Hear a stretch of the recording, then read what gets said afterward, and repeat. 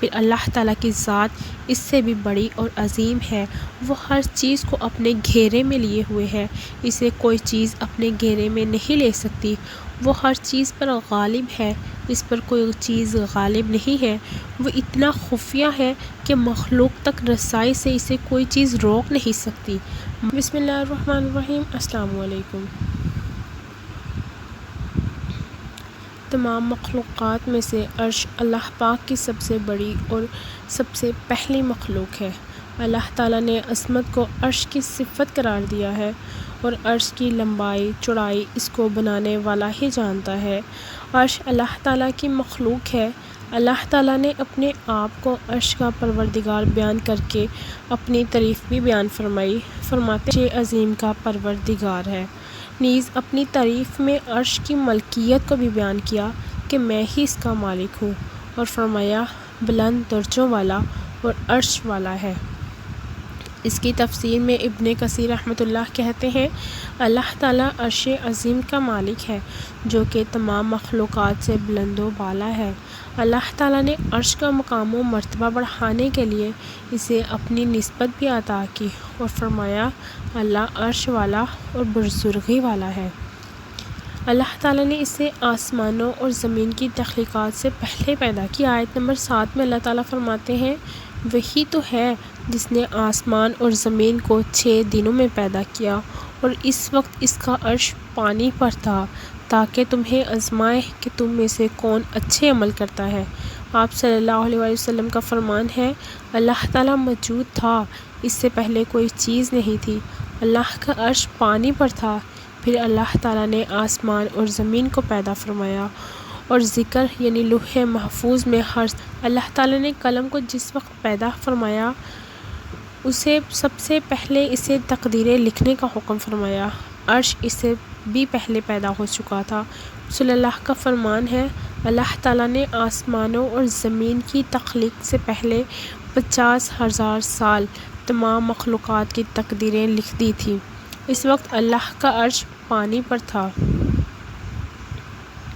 تاہم اللہ تعالیٰ نے ہمیں اس کی کچھ صفات کے بارے میں بتلایا تاکہ اللہ پر ایمان پختہ ہو اور یہ بات بھی ذہن میں محکم ہو جائے کہ اللہ تعالیٰ اپنی مخلوق سے بلند ہے، چنانچہ عرش الہی پورے جہان پر کعبہ کی طرح ہے۔ نبی اکرم صلی اللہ علیہ وسلم نے عرش کو ایسے ہی بیان فرمایا، فرماتے ہیں بے شک اللہ کا عرش آسمانوں کے اوپر ایسے ہے، آپ نے اپنی انگلیوں کے ساتھ کعبہ کی طرح کا اشارہ فرمایا۔ عرش کے پائے اور پہلو بھی ہیں۔ آپ کا فرمان ہے، لوگ قیامت کے دن مدہوش ہوں گے اور سب سے پہلے مجھ سے زمین پھٹے گی، لیکن پھر بھی موسیٰ عرش کا ایک پایا تھامے ہوئے مجھ سے پہلے کھڑے ہوں گے، اب معلوم نہیں کہ وہ بھی مدہوش ہوئے تھے یا پہلے ہی۔ آسمانوں اور زمین کی تخلیق سے پہلے عرش پانی پر تھا، فرمان باری تعالیٰ ہے، اور اس کا عرش پانی پر تھا، اور تخلیق کے بعد سے لے کر اب تک پانی پر ہی ہے۔ آپ کا فرمان ہے، اللہ کا عرش پانی پر ہے اور اللہ عرش کے اوپر ہے، اس کے لیے تمہارا کوئی عمل پوشیدہ نہیں ہے۔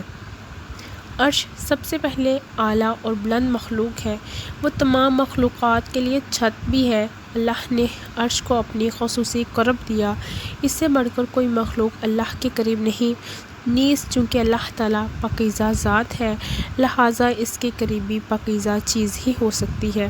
اللہ تعالیٰ نے عرش کو پیدا فرما کر اس سے اپنی تمام مخلوقات سے امتیازی بلندی مقام عطا فرمایا۔ ابن کثیر رحمۃ اللہ کہتے ہیں، عرش تمام مخلوقات کے لیے چھت ہے، تمام آسمان زمینیں، ان کے درمیان اور ان کے اندر کی ہر چیز عرش سے ہے، سب کی سب اللہ تعالیٰ کے اختیار، قدرت اور علم میں گھری ہوئی ہیں۔ اللہ تعالیٰ کے تخمینے ہر چیز پر درست ثابت ہوتے ہیں اور وہ ہر چیز کا کارساز ہے۔ اللہ تعالیٰ نے آسمان کو بزرگی سے موصوف فرمایا، وہ بزرگی والا عرش کا مالک ہے، یعنی جب یہ ہے کہ یہ عرش بہت بڑا ہے، اس کی شان بہت اعلیٰ ہے، بہت ہی معزز ہے، اس میں بہت سی خوبیاں ہیں، مخلوقات میں اس سے بڑھ کر کوئی نہیں، اس کا منظر اور شکل و صورت انتہائی لبھانے والا ہے۔ فرمان باری تعالیٰ ہے، بس بہت بلند ہے اللہ، وہ سچا بادشاہ ہے، اس کے سوا کوئی معبود نہیں، عزت والے عرش کا پروردگار ہے۔ عرش سب سے پہلے وزنی مخلوق ہے۔ عرش کے سامنے عظمت والی کرسی، اسی کے بارے میں اللہ تعالیٰ نے فرمایا، اس کی کرسی آسمان اور زمین سے بڑی ہے۔ کرسی آسمان اور زمین سے بڑی ہونے کے باوجود بھی عرش کے سامنے ایسے ہی ہے کہ جس طرح کوئی لوہے کا کڑا کھلے میدان میں گرا ہوا ہو۔ عرش کو اٹھانے اللہ تعالیٰ نے 4 بہت بڑے فرشتوں کی ڈیوٹی لگائی ہوئی ہے۔ یہ فرشتے ہر وقت اللہ تعالیٰ کی تسبیح، ثنا اور مومنوں کے لیے استغفار کرتے پھرتے ہیں۔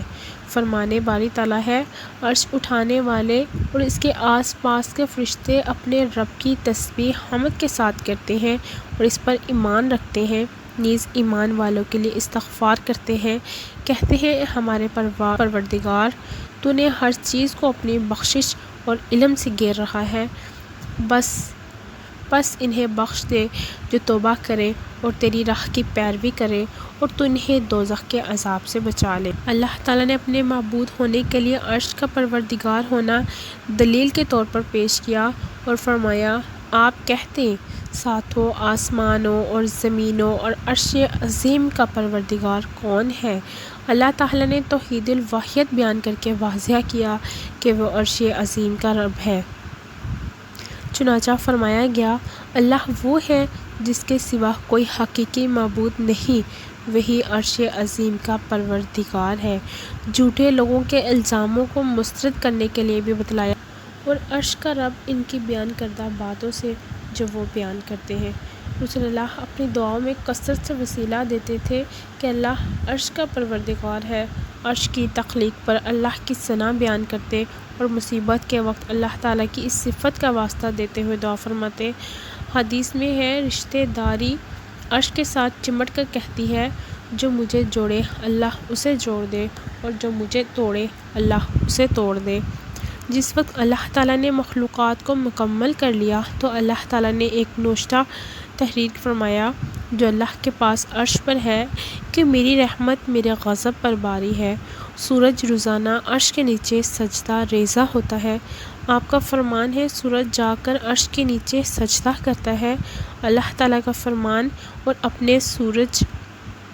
سورج اپنے ٹھکانے کی جانب چلتا ہے۔ اللہ تعالیٰ کا فرمان ہے اور سورج اپنے ٹھکانے کی جانب چلتا ہے، یہ غالب اور علم رکھنے والے کے لیے تخمینے کے مطابق ہوتا ہے۔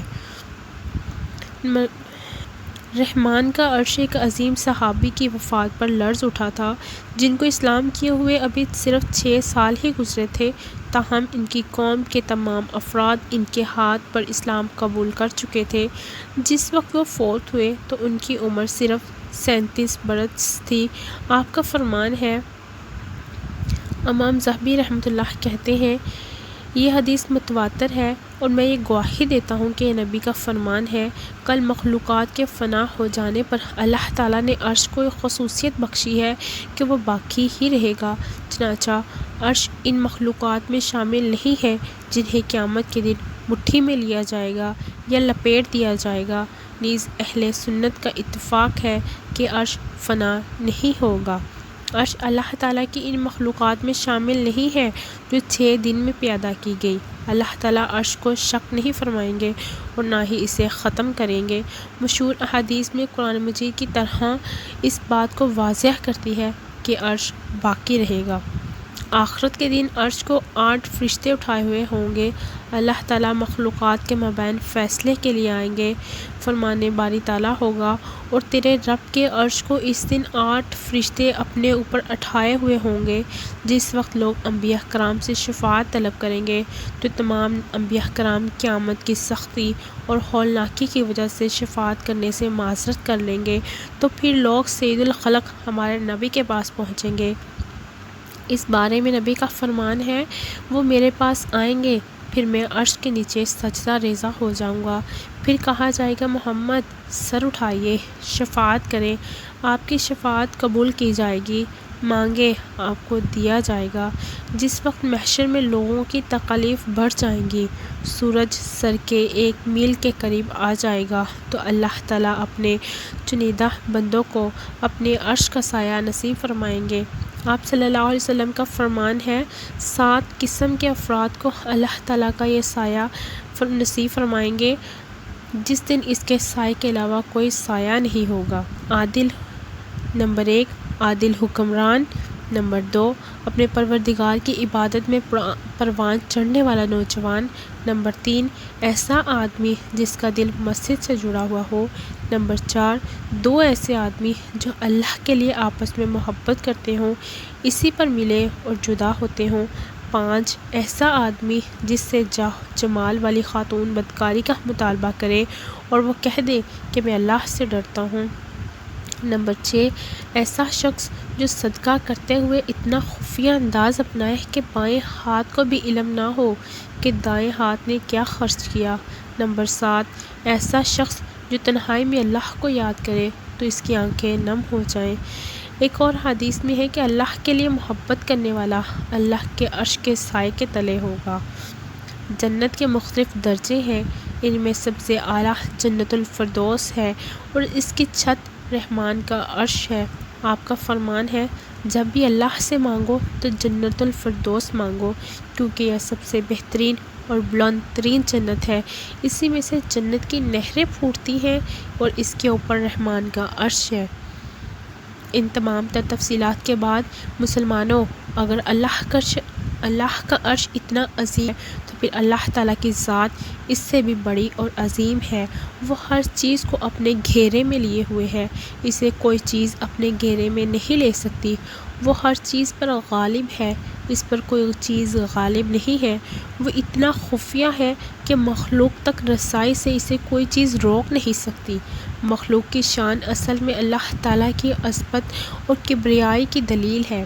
مخلوق کی عظمت اللہ تعالیٰ کی شان و شوکت کی دلیل ہے۔ ایک مسلمان کے لیے ایمان بالغیب اور یقین و شرف کی بات یہ ہے، اسی پر ایمان کا دار و مدار ہے۔ اللہ تعالیٰ نے اپنے متقی بندوں کے اوصاف بیان کرتے ہوئے فرمایا کہ وہ غیب پر ایمان لاتے ہیں اور نماز قائم کرتے ہیں اور جو کچھ ہم نے انہیں دیا اس میں سے خرچ کرتے ہیں۔ اللہ تعالیٰ میرے اور آپ سب کے لیے قرآن مجید کو خیر و برکت والا بنائے۔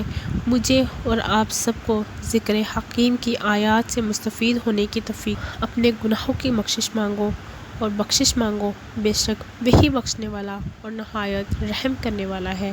جزاک اللہ خیر۔ اگر آپ کو میری ویڈیو اچھی لگی ہو تو اس کو لائک کیجیے گا، میرے چینل کو سبسکرائب کیجیے گا۔ ملتے ہیں اگلے ویڈیو میں، تب تک کے لیے اللہ نگہبان۔